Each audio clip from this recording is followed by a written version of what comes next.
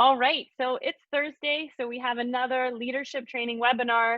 I'm Terry with WorkTango. We've joined with our friends at Culture Crafters here, Anya and Angela, to deliver some awesome training for leaders, people that are managing people.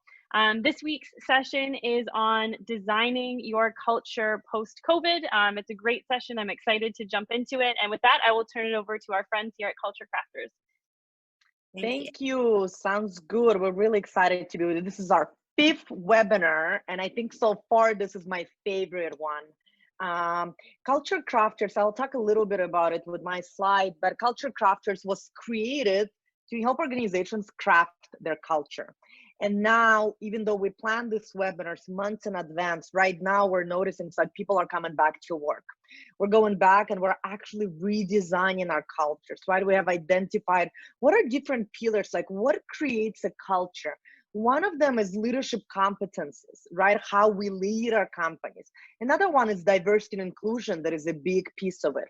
We also did a webinar on emotional intelligence. It's like, how do we respond? How do we recover? How are we being mindful about the impact we have on our colleagues and our emotions?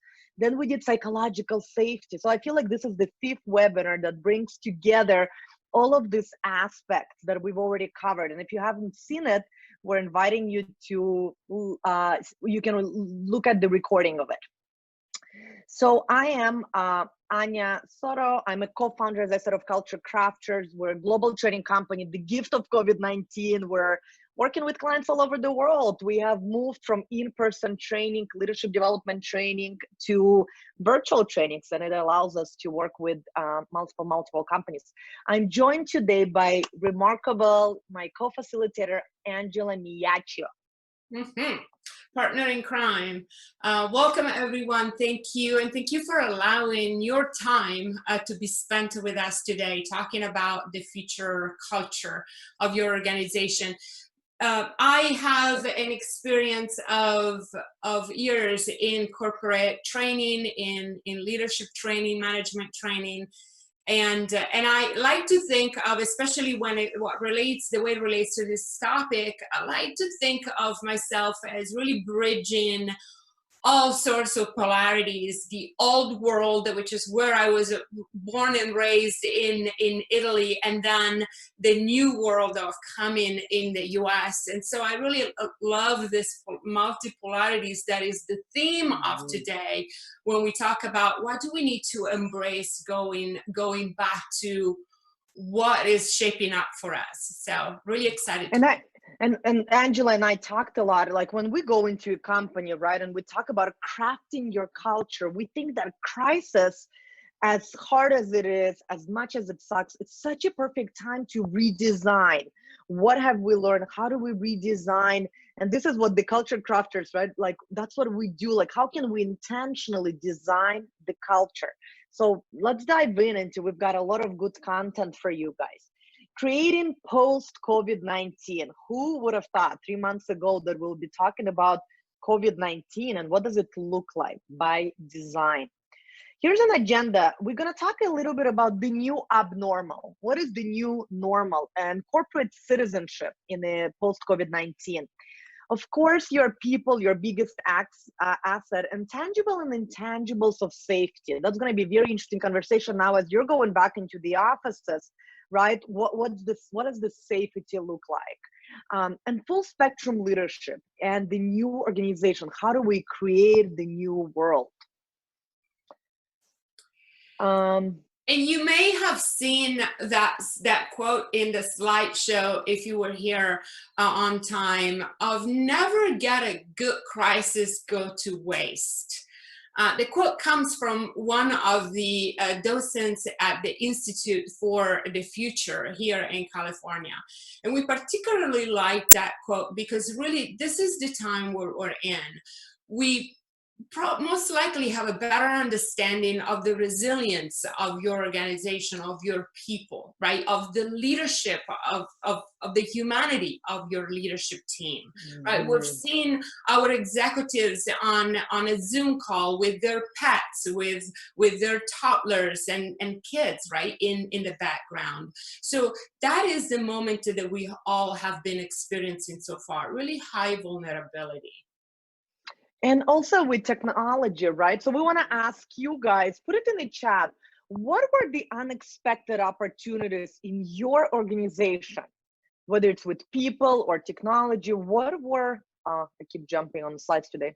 What were some of the opportunities unexpected, like this surprise, the silver lining? Ashley said, learning how to make sales and complete implementations virtually, which will save money on travel, right? I mean, travel has been a huge expense. And for so long, like I love this meme someone posted, is like, who is responsible for your digital transformation, right? CTO, CEO, CFO, it's like COVID. COVID Right. is responsible. Like the technological, right, transformation happened within weeks. We're all working from home. Kids are studying from home. What else? What else? Right. And so really breaking boundaries of remote. We're all remote. There's no remote employees and at the office employees. That hasn't been for months. And so absolutely, really cross country, different time zones. We were all in the same situation. The comment that actually made there of especially the challenge for the salespeople of not being able to walk into the client's office and have that face to face. One of my clients said, I feel like cold calling, it's the entire process of sales became all of a sudden a cold calling because it's all done remotely, what we can't get in person anymore. Yeah. And how to overcome. This is, Catherine says opportunity to, to panelists and attendees. Be sure that when you put it in the chat, sometimes it only goes to the panelists. You want to put it to all attendees. Opportunity to change old process and update or automate them, right? Again, like, are we going to take advantage and adapt to like what is happening? Or are we going to sit and hope for like, how can we go back to what we had? And nostalgia is huge right now. Like, who are the people and organizations that are willing to look at the new ways of being and working? So keep them coming in the chat. Also, just an additional thought on there of what it has been shared by corporate clients of mine is really more attention to the personal life, right? It's before was a challenge, something to achieve of an integration of personal and professional life. With COVID-19, there was a blend of the two. And so really more attention to personal life, going back to having dinner together, to being at home with our kids. Yeah. So that's also what, Yeah, and I love how you bring, Angela, like the aspect of like humanity and authenticity, right? For so many years we talked about like, I want to be authentic at work, and now like you're right, we're seeing our senior leaders in their backyard with their kids, or like we're seeing pets. It's like it's erasing that border. It's like it's no longer personal and professional, right?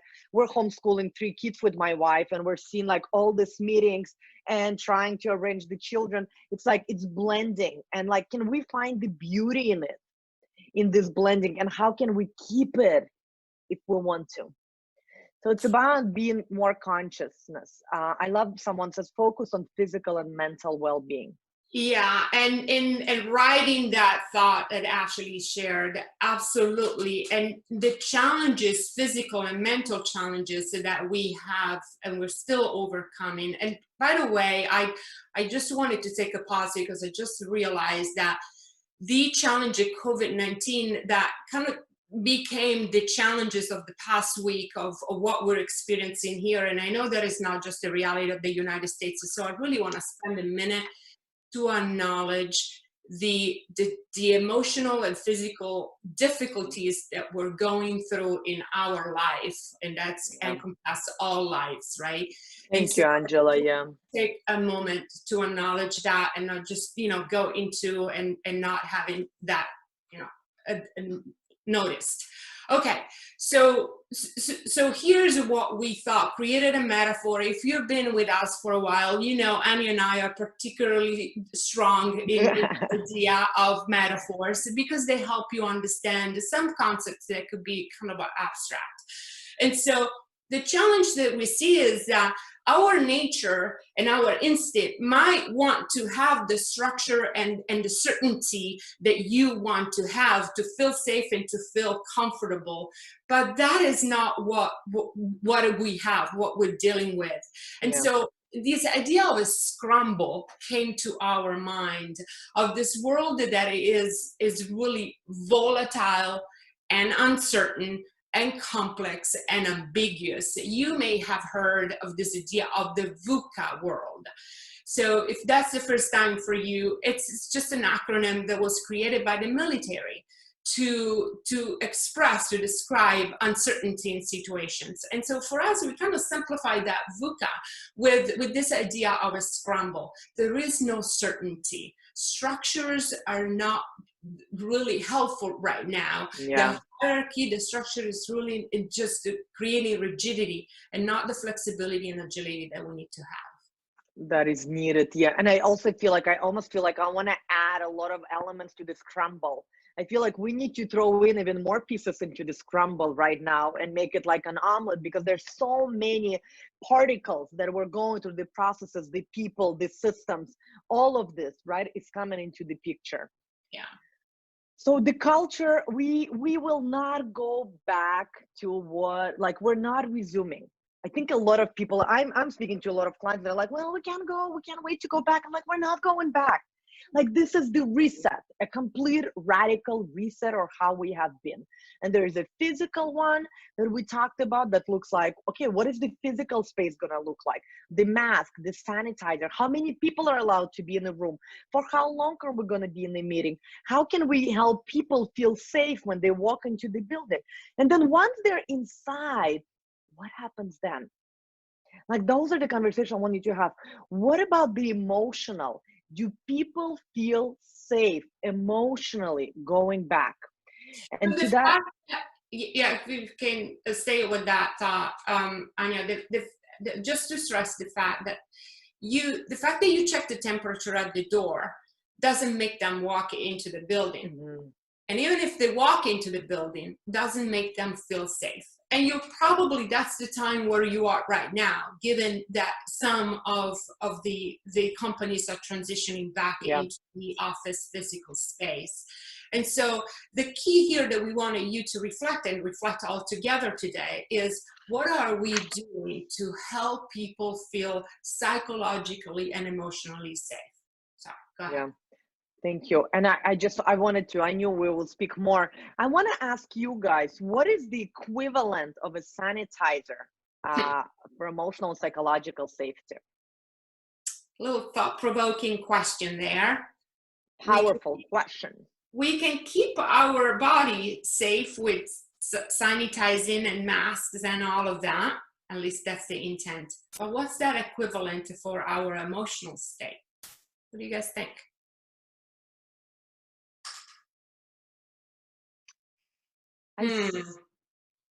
Open communication. Yes. Humanness. Space. What do you mean by space? Say more when it comes to emotions, mental state of people. What else? Keep them coming. Those are all great. And we don't know if you think like we're gonna like appear with like this profound thought, actually, like, it's going to be different, right? What we believe. And again, if you haven't seen it, go back to last week. We talked a lot about creating psychological safety. How do you build trust? How do you create that safety? So those are all great. Empathy. And if you find a consultant that at this time tells you, I know exactly what you need to do, just don't trust them. Yeah. It's really nobody knows. That's a good point. Because nobody knows. And like, that's the uncertainty. That's why it's unprecedented times. What we do know, right? We can talk about different aspects that we need to address. But again, every company is different. This is what I think the point, right? We're going to speak a little bit about diversity, but everybody needs different things. No company, like, there's no cookie cutter approach. We're also unique. And it's coming out from your answer. And Solani, I hope I'm not butchering your name. Thank you for elaborating on that. By space, it meant space for time for self. So yeah, those are the ingredients. Those are the ingredients of this sanitizer, right? Is the self-care, is the people care, is the emotional intelligence, is those tools that we shared with you in the context of psychological safety, all of that. Yeah. I have a couple more comments. When leaders are also willing to be vulnerable and their personal challenges, and they can relate, right? As I said, guys, I'm with you. We're homeschooling 3 kids. I'm like, I can't do this anymore. I want to get out of the house. Like, we're all going through the same things, right? Can our leaders be more vulnerable? And Rob said lots of individual and team check-ins. And to that, I'll say, again, there's no equity. There's no equality. It's equity. Everybody needs different things. So equality is like, let's have every day, we need to check in with our teams. How can we get curious? What do people need? Because some will need check-ins, some don't need check-ins. It's like, this is an opportunity to redesign our team dynamics and what has worked in the past. Like, what a great opportunity to say, okay, I think we need to have a team meetings. And the team meetings is like, how do we want to be with each other? Who needs what? And what does support look like? Yeah. Okay. The other reflection that we wanted you to bring on today is really this idea of because we don't feel safe, necessarily psychologically safe, emotionally safe, we're really drawn to cover, to listen to that internal narrative that makes me think, and that's what we call the second job. How do I look like? What should I be doing? What should I be saying? Is that okay to say I don't feel safe to walk into the office? Is that okay to say I don't want to be so close to this person? And all of that is going on in the workplace. And the reason why we want you to reflect on this is because it affects performance. Right? When you're especially in thriving organizations, departments, or teams, like in sales, in customer service, the focus that is gone away from the first job and goes somewhere else, right? Or what they're dealing with, that ambiguity, that just takes away from them. Yeah, a lot of resources, right, and creativity. And I also saw there's one aspect, what I'm seeing right now is like covering emotions, right, and not feeling safe. There's another aspect of covering identity and covering and trying to avoid stereotypes. So we want to talk about a little bit of like the layers of diversity and the levels of inclusion, because covering is like, let's say, for example, right, the China virus. So if I'm of an Asian descent, I'm going to do anything it takes to prove that I'm not one of them. So the way I act, and I mean, both Angela and I are, like, even though we're white women, we have an accent that is our visible minority, right? We have sexual orientation, we have different, like maybe there's age. So there's a lot of us are struggling with it. And I think like if we look as an organization, like it's such a great opportunity right now for a new kind of set of like diversity and inclusion lens. It's like a personality type, introverts and extroverts, and how they react in times of crisis, right? Then there's internal dimension. You will see the race, the work experience, the gender. Then we have external, which is like our parental status. Like right now, how do we reopen economy if kids are not back in school? Like, how do we do that? Or geographic location. Some people who are like, let's say, stuck in a building, right? And then they don't feel safe. So all of these layers start to play. Organizational dimension, if you look at it, is a management status, union affiliation. Angela, we talked about diversity. It's like some states are opening, some states are on a lockdown. So we're starting to compare, right? And like, what do people need? And then of course, bias. The COVID-19 has created a lot of like a whole new set of bias. With our company, we do a lot of uncovering unconscious bias. And my belief is, especially we work with business services, when it comes to sales and when it comes to marketing, what bias drive our decisions? And now with like bias around technology, who is technologically savvy and who is not? Bias about age, bias about adaptability, would people adapt or not? Bias about parenting. Oh, well, if she's working from home and she has 3 kids, she is not compatible, or she's not focused enough, or she's not a high performer. So it's like, I think it's so important, such a great opportunity right now within your organization to explore what are the bias that we're bringing in, and what are the assumptions we have about people and perceptions we have about the future of our organization. I'm going to take a breath, and Angela, I want to see if you want to add something. No, I think it's a good time for the question that we have for them, because we have mentioned some of those bias, and about what's unconscious bias, implicit bias, those are the blind spots, just to create another name around it. And so what are other implicit biases that of COVID-19 specific? Anya mentioned a few, but what else have you seen in your own organization? Let's see. Or you either have experienced, right? Or maybe are becoming aware. It's like, wow, I've never thought of it this way. I didn't know how biased I was towards certain people or processes or systems. A big one that Anya mentioned that is really very present right now, especially in the United States, is the going back, the going back to the new normal. And being in California, and for people in California here in this webinar, we're probably a little slower than other states that started immediately and went into it more rapidly that our governor allowed us to do. And so that creates a bias, right now. That creates a difference. My colleague in Chicago went back to their Orange Fitness a lot sooner than I could, right? So those are all those blind spots. Okay, let's see. A new virtual reality. Absolutely, technology has created a giant gap. We have a blind spot around people that are younger. The youth is more practical and adapted to technology, right?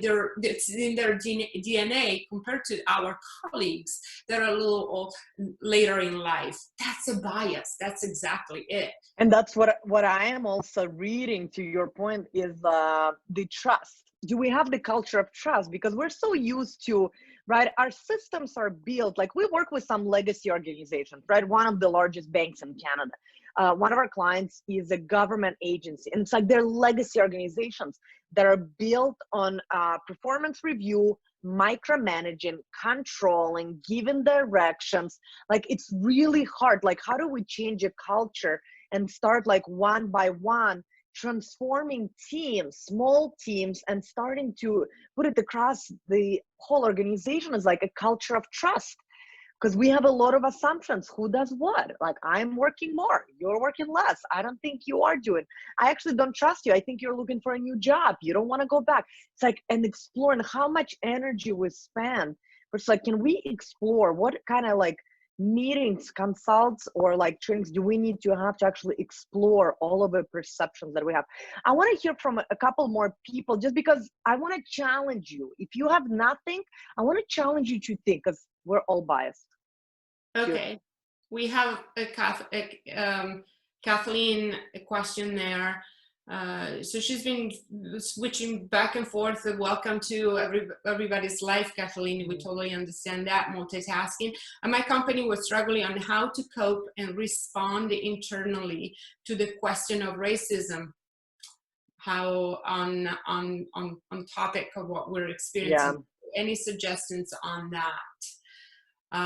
Yeah, that's another bias, and I'm very near and dear to your heart, Anya, as a one of the things I saw a comment today on LinkedIn. If you're in your organization and you have Indigenous people, Black people, people of color, can you be more mindful what they're going through and what their experience is right now, and maybe give them a couple of days off? Like, there's so much trauma that is being brought forward that we don't know how to react. This is like the division in the company, get rid of the bias. So it's like asking, I always go with like, ask for what support do they need? What does support look like? Instead of making assumptions, how can we address it and speak to the people of color? This is where we bring in the diversity of thought, the diversity of opinions, the diversity. There is no right thing to do, because again, one Black woman needs something completely different from another Black woman. Like I cannot, like I'm usually the only LGBT member, right? And people would ask me, I'm like, I don't know, I can't speak for all the gay women in the world. Like that is my experience. I don't know what their experience is. Same with Black people. It's like, how can we listen and ask? And a very simple question: what does support look like right now? And if you're in a position to give them 2 days off to mourn and grieve and connect with their family and not be productive, give that to them. Yeah, self-care, definitely the best rule. And also, Kathleen, keep listening, maybe with just 1 year, but the mindset that we're going to uncover in the second part of this webinar, going into it right now, is really that mindset of encompassing all polarities. So just stay tuned on that, more to come. And so with all that, talking about diversity and inclusion and blind spots in implicit bias, would really particularly love this quote very recently from a survey that was run by the Advantage Performance Group with several companies globally around the world. Necessity is not only the mother of invention, it is the breaker of bias and preconception. And this is our point now in this webinar, where after the status check of what we have and what we have to deal with so far, now where do we go forward? How do we pivot, which is what we need to do going forward in shaping that new culture post-COVID by design? And just so you know, at any level of organization where you're at, either the culture, you will design a culture, or the culture will create itself. And if you let that happen, that what kind of culture will design itself? A culture of fear, uncertainty, anxiety, distrust, disbelief. Like how we cannot be quiet. Like we have to have this conversation, and really consciously. So we want to bring you into systems and processes, right? And like this is might look like, wow, like it's, how do we see the systems? So when Angela and I talked about it, and I said, this is like, this webinar is our work. Like this is the culture. Is it time to look again at your vision, your purpose or your mission, your values, and your identity as a company? Like this is the crisis. This is what showed up in crisis. What company showed up? What cloth are your people made of? How did the leaders show up? What is our new vision? Like if that's who we thought we were, what do we know now? When we talk about purpose, like why do we exist? And like how do we want, what do we want to be known for? Then we talk about values.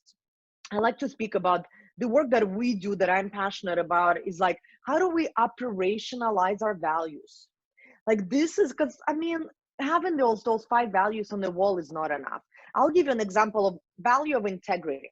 What does integrity mean for you, and what integrity means for me? So I'll give you an example. Last night, this is not truth, but like, let's say I went out to a networking event and I had too much wine. In the morning, I wake up, my integrity says, I'm not going to be productive. I don't want to waste their payroll. I'm going to take a day off.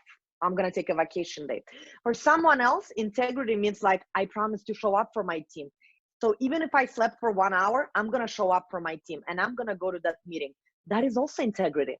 So it's like, but how do we operationalize and how do we co-create our values with our teams?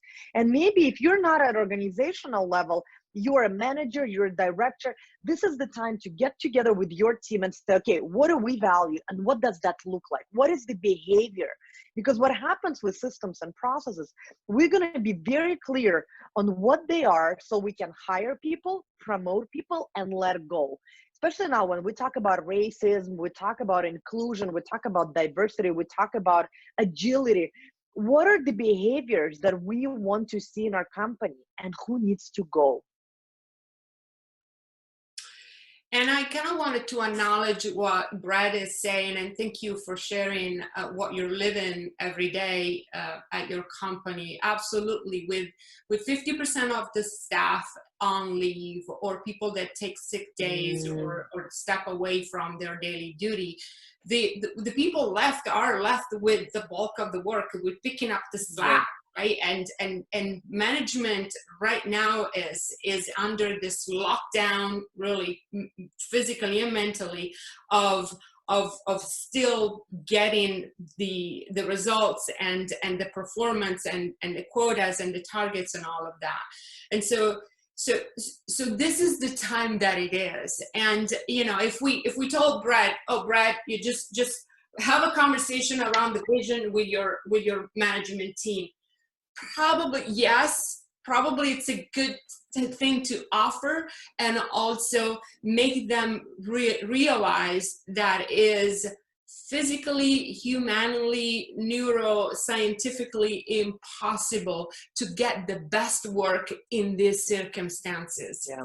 Right? There's all those triggers are on at this time. You guys are not at your best. You cannot make the best work, produce the best work. Leadership has to hear that.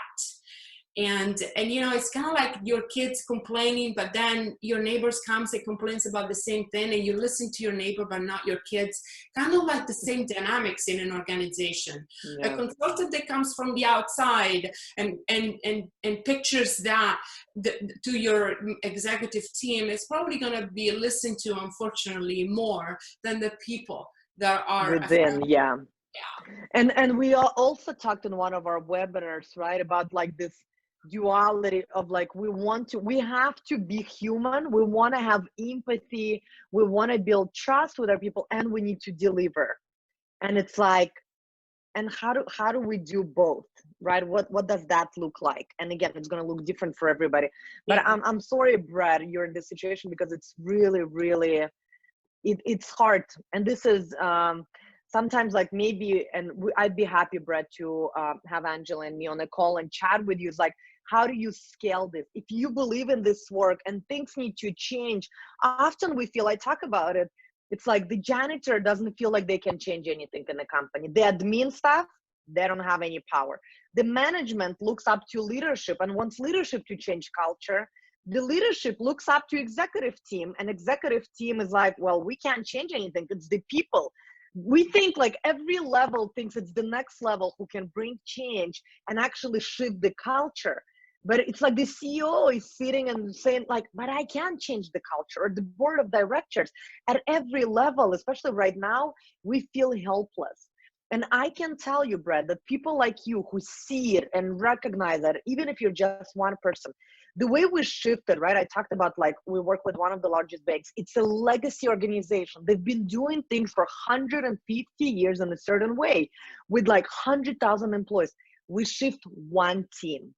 And that one team starts to bring change. And then we create other team of influencers. And then remember how we said emotions are contagious? High performance is contagious.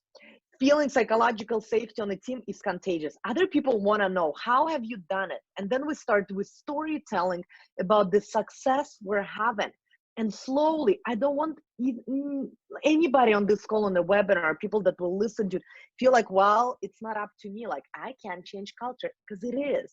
Like, it starts, that's where it starts, with our small teams, with our colleagues. So the conversation that needs to happen now, and we can go forward, Anya, is what we call here a full spectrum leadership, or a full spectrum thinking. You can see the source of this new thinking coming from Bob Johansson. He's here in Silicon Valley as one of the presidents of the Institute for the Future, and particularly savvy and insightful around what is the future, what is shaping up the future, and what are the elements, the leadership, the thinking, the mindset that will shape up the future. And I'm particularly, just to write again, take the connection to that example with Brad. Brad, if you remember, I know you were here last week, the hand with the amygdala, I know you remember what we talked about. Your team, your executive team is coming from this, from LOL, yes, yeah. It's coming from that part of the brain, not the best part of the brain to work and on strategies and big picture thinking. can't do it. That's the survival mode. And so just understanding that and taking a step back, this is the full spectrum. Taking a step back, especially as an executive team, as saying, do we want to create more of what we have now? Because if we create from the present moment, from the now, we create more of the same. And this is not where the company needs to go. So what you really need to do is really to go all the way out and foresee what's coming. What is my company going to be in 10 years, right? How do we learn from the future? How do we get some insight from the future and then circle back to where we are now and see how we get there? So there's just some new school of thoughts here. And so here's from that full spectrum thinking of Bob Johansson, this idea, this framework of shaping the future, going way into the future. The horizon one is where you are now. You don't want to create more of the same, because then you are in that crisis mode and you won't get out of it. So you go 10 years. And I know a lot of you are going to go like, what, 10 years that I can't figure out what I'm going to do in the next 5. Yes, you go 10 years, because that's where you get that full spectrum. It's not about being right on the forecast 10 years from now. The forecast is just there to provoke a thought, an insight. It's just there to give you some aha that will shape that thinking of what's the next action. Right? You're a coach, right? As a coach, what do we do, Anya?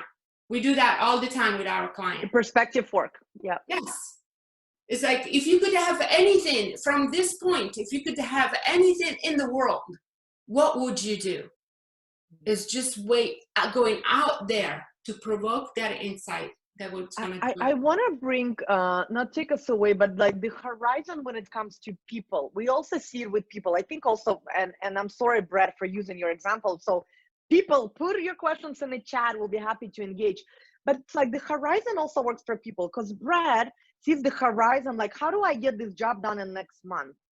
His leader sees like the year, right? His horizon is a year. So if it's a business agility, right, process. It's like, what is my horizon? Because in my role, I'm only responsible for this, but my colleague is responsible for this. And we're speaking from different horizons. Like, I can't reach you because like you have a very different horizon. So, and same with the vision. Here's another question we want to ask you. If you looked at the future back visioning, how will your company be? So again, when you look long, and again, we're pushing you to look long 10 years out. So this future back visioning, how will your company be still relevant? And you're all in different industries. So IT and government, what will make your company still relevant 10 years from now?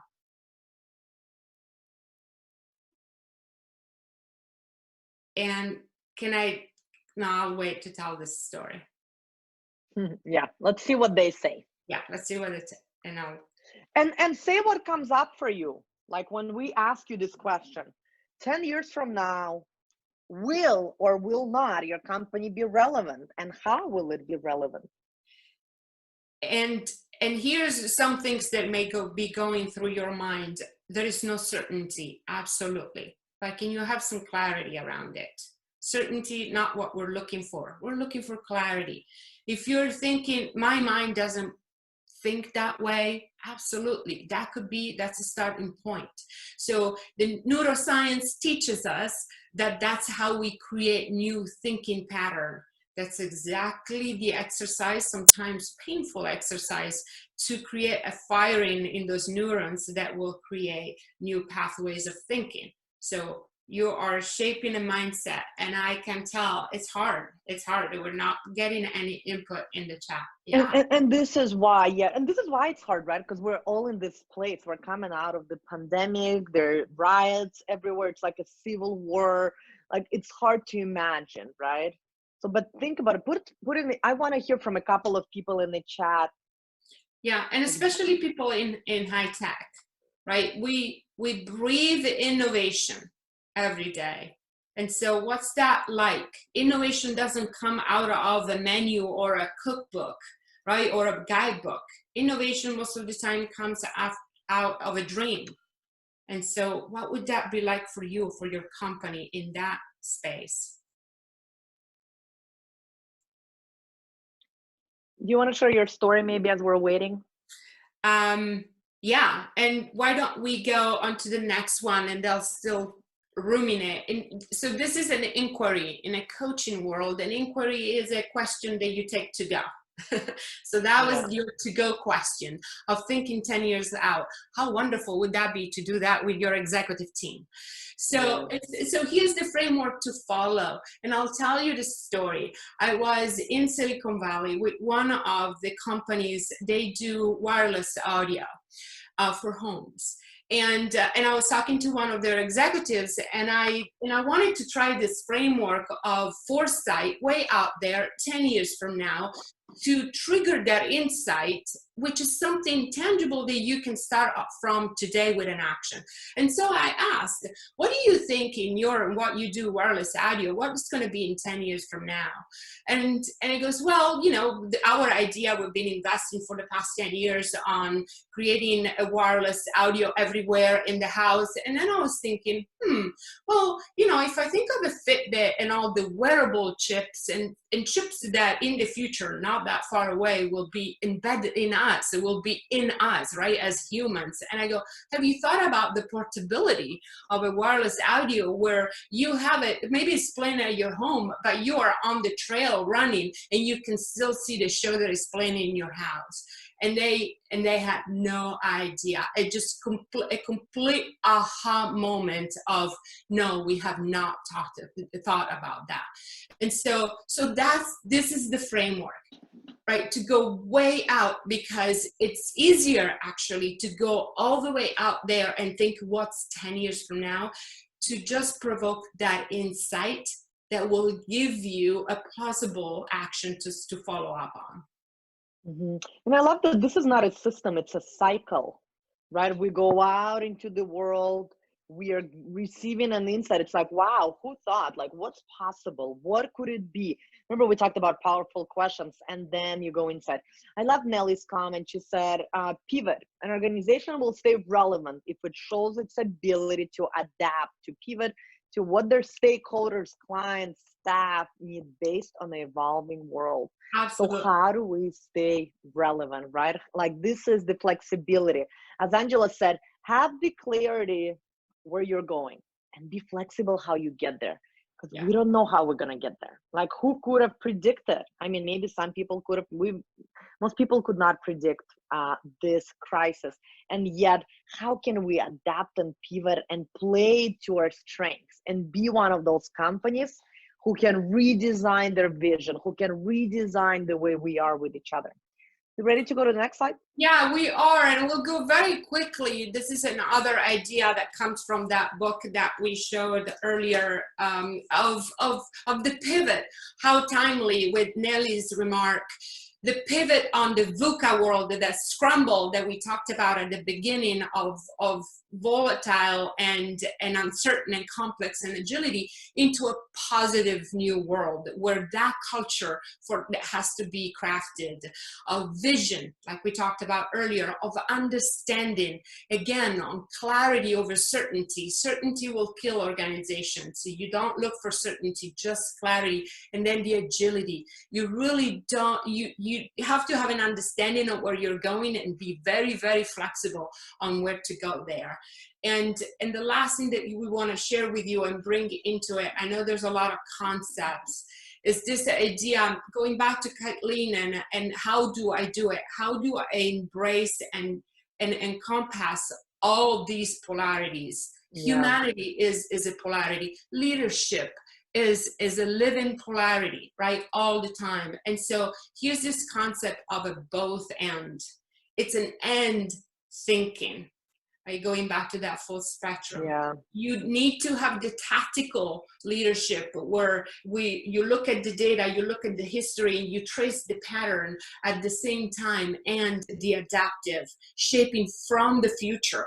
right? What worked until now is not going to work, take us going forward.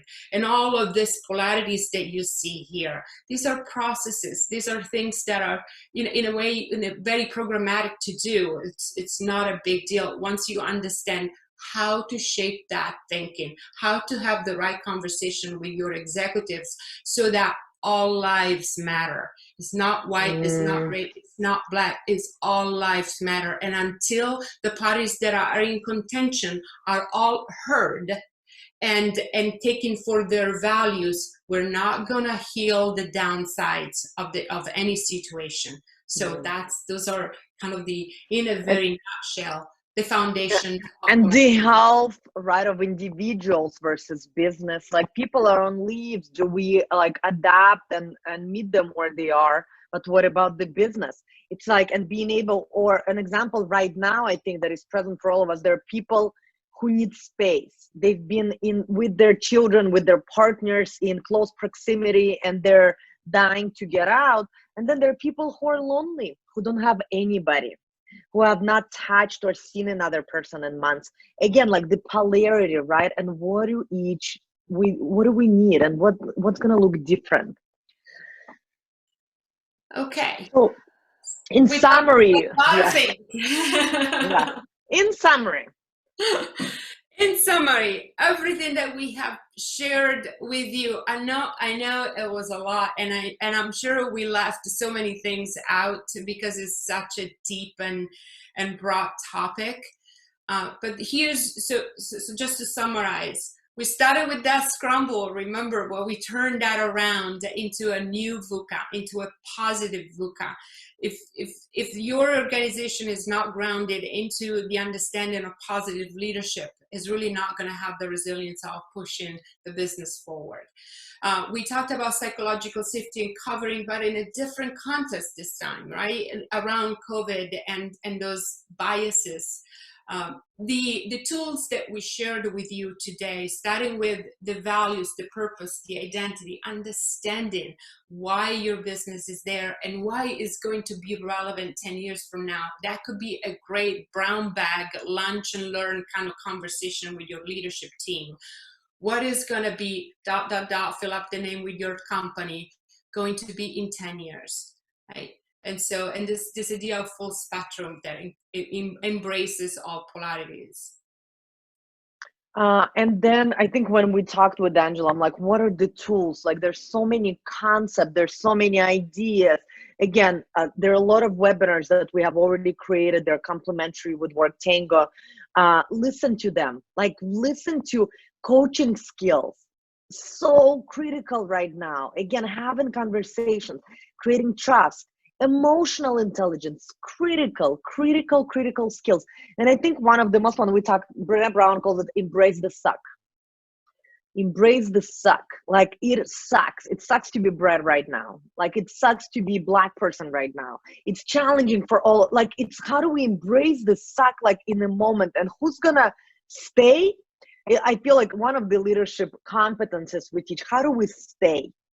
How do we stay when life gets tough? How do we stay when I want to check out? I want to leave. I want to go. Like, I'm out of here. I don't want to have this conversation. I don't want to work on this team.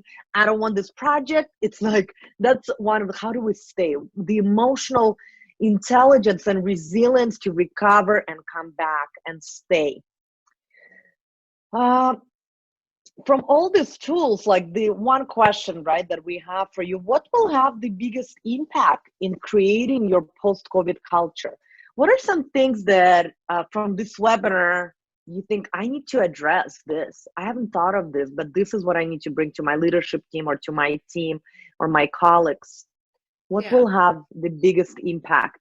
Yeah, from everything that we have talked about today, what's that one thing that you think I definitely want to know more or explore more on this topic, right? Which is also a kind of a feedback moment for us in understanding, the relevance of these topics. And I want to make a little comment on all lives matter, right? This is like the topic that we're still learning, right? About the white fragility and all lives matter, but Black lives matter right now. Like our house is not on fire, theirs is. So the same thing with this. It's like out of all the things that you've heard in the webinar, like what is one thing right now, the thing that matters right now that will have the biggest impact? I want to hear from a couple of people. You guys have been so engaging. I see some people, and we're gonna stay for a little bit for Q&A. So if you have very specific comments, let us know. I will go back to this maybe slide. We talked about psychological safety. We talked about diversity and inclusion. We talked about values and purpose and operationalizing our values. What does it look like right now? The foresight and insight, the horizon thinking, going out 10 years. So which one do you think would have the biggest impact on creating and changing culture moving forward? And what a gift to have time for reflection and pause. And if you are watching this in the recording, take a piece of paper. Like what's next? What's the most relevant right now? What will create the biggest change? Where do you start redesigning culture so we don't go to the old, we don't go to what was in the past? We're actually creating something new. Or if you have another question that is not related to this question, just go for it. Yeah. Anything that crosses your mind. Would be love to. I think learning in and listening to people really is the first next step. Yes. Yeah. Leaning in. Yeah, what we talked about, leaning in with people. Yeah. More of that, set new expectations. In conversations with executives, I always find a more open and creative way to think about purpose and to think about values and then shaping the expectations. Starting with the expectations can create rigidity, and that rigidity is really not necessary right now. So just broaden that conversation on a vision and purpose. I think it will really, create a different set of expectations. Sorry, go ahead. No, Kathleen said community, communication, listening, revisiting mission statements, right? And ensuring more non-whites are in management and decision-making positions.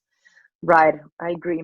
I'm curious to learn more about additional support for an employee's anxiety and stress re-entering the workplace with COVID and the diversity movement. I appreciate your point earlier when you said to ask, what support do they need? How do you get to that point and manage that on a larger scale, as everyone may need something different? So do you want to speak to this, Angela? I do, and yes, they all need something different. That's why even more than ever these days, the diversity, you have to dig into that diversity.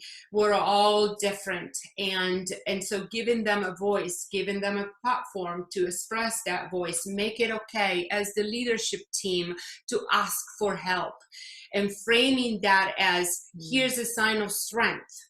Here's what what we need to do to go forward. Ask for help. Ask for what you need.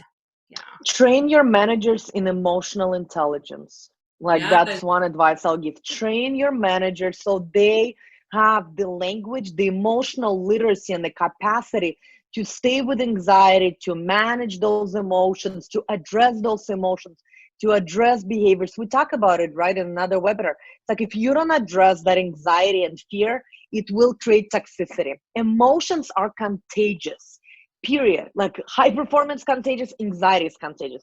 If you let the anxiety foster and come into the building, it will, like, other people will get the anxiety too. Like, it just contagious. Like, all emotions are contagious. Thank you for your engagement, guys. Thank you for all the comments in the chat and helping us co-create this webinar.